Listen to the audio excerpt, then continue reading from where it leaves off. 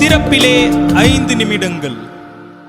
கிறிஸ்துவுக்குள் மிகவும் பிரியமான என் அன்பு சகோதர சகோதரிகளே, திறப்பிலே 5 நிமிடங்கள் என்கிற இந்த ஜெப நேரத்தில் என் அன்பு சகோதர சகோதரிகள் உங்கள் அனைவரோடு கூட இணைந்து ஜெபிக்க கர்த்தர் பாராட்டின கிருபைக்காக ஆண்டவருக்கு நன்றி செலுத்துகிறேன்.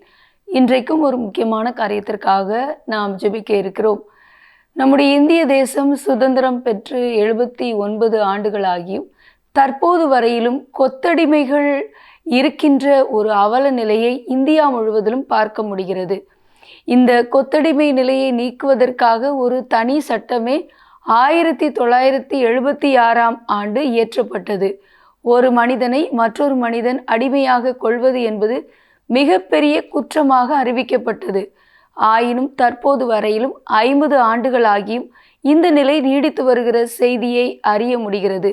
தமிழகத்திலே 20 விதமான தொழில்களில் சுமார் 10 லட்சம் கொத்தடிமைகள் வைக்கப்பட்டிருக்கிறார்கள் என்று கூறப்படுகிறது.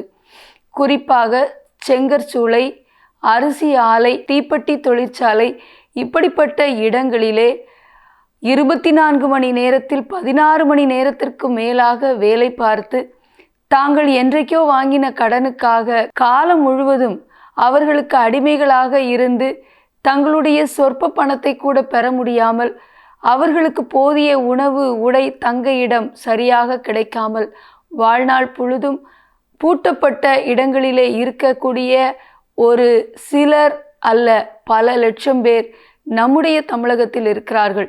தமிழகத்திலேயே 10 லட்சம் பேர் இருக்கிறார்கள் என்றால் இந்தியா முழுவதிலும் எவ்வளோ பேர் இருப்பார்கள்? யோசித்து பாருங்கள். 1995ஆம் ஆண்டிலே உச்சநீதிமன்றம் அமைத்த 2 நபர் ஆணையமானது இதை தெரிவித்திருக்கிறது. என் அன்பு தேவனுடைய பிள்ளைகளே, 1978 முதல் 2023 ஆகிய ஆண்டுக்கு உட்பட்ட அந்த காலகட்டத்தில் மாத்திரம் 3,15,302 பேர் கொத்தடிமைகளாக மீட்கப்பட்டிருக்கிறார்கள். அவர்களில் 94% அதிகமான பேர் மறுவாழ்வு அளிக்கப்பட்டு பாதுகாக்கப்பட்டிருக்கிறார்கள் என்று கூறப்படுகிறது. ஆயினும் 2016ஆம் ஆண்டில் நம்முடைய நாடாளுமன்றத்தில் மத்திய அரசு அறிவித்த அந்த செய்தி அறிக்கையின் அடிப்படையில் பார்க்கும் பொழுது கொத்தடிமைகளாக இருப்பவர்கள் மீட்கப்படுவார்கள் என்கிற செய்தி அறிக்கை அடிப்படையில் பார்க்கும் பொழுது சில ஆயிரம் பேரே சரியாக மீட்கப்பட்டிருக்கிறார்கள். ஆகவே என் அன்பு தேவனுடைய பிள்ளைகளை, இந்த நிலை மாற வேண்டும். இந்தியாவிலே இந்த கொத்தடிமை நிலை மாற வேண்டும். அதிலே மாட்டிக்கொண்டிருக்கிற ஒவ்வொருவரும் விடுவிக்கப்பட்டு சுதந்திரமான ஒரு வாழ்க்கையை வாழ வேண்டும்.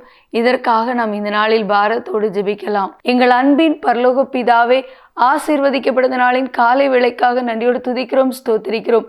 இந்தியாவில் அதிகரித்து வருகிற கொத்தடிமைகளுடைய எண்ணிக்கையை எண்ணி பாரத்தோடு ஜெபிக்கிறோம். குறிப்பாக தமிழகம், கர்நாடகா, ஆந்திரா போன்ற மாநிலங்களிலே கொத்தடிமைகளுடைய எண்ணிக்கை அதிகமாக இருப்பதை எண்ணி பாரத்தோடு ஜெபிக்கிறோம். அப்பா, தமிழகத்தில் மட்டும் ஆண்டவரே 10 லட்சத்திற்கும் அதிகமான கொத்தடிமைகள் இருப்பதாக ஆண்டவரே கூறப்பட்டிருக்கிறதே. இந்த செய்தியை 1995 அறிவித்திருக்கிறார்களே.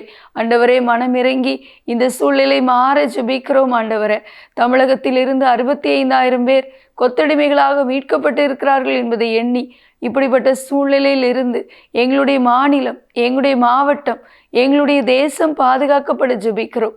ஆண்டவரை, இப்படிப்பட்ட நிலையில் இருக்கிற ஒவ்வொருவரும் அதிலிருந்து விடுவிக்கப்பட்டு சுதந்திரமான வாழ்வு வாழ அவருடைய மனக்குமுறல்கள், கண்ணீர் துடைக்கப்பட ஜெபிக்கிறோம். எங்களோட ஜெபத்தில் இருக்கிற எல்லா சகோதர சகோதரிகளையும் ஆசீர்வதிங்கப்பா. இந்த மாதிரி கொத்தடிமைகளை வைத்து வேலை வாங்குகிற ஆண்டவரே தொழிலதிபர்கள், பணக்காரர்கள் சந்திக்கப்பட ஜெபிக்கிறோம். இயேசுவின் நாமத்தில் பிதாவே, ஆமேன். தொடர்ந்து ஜெபியுங்கள். கர்த்தர் தாமே உங்களை ஆசீர்வதிப்பாராக. ஆமேன்.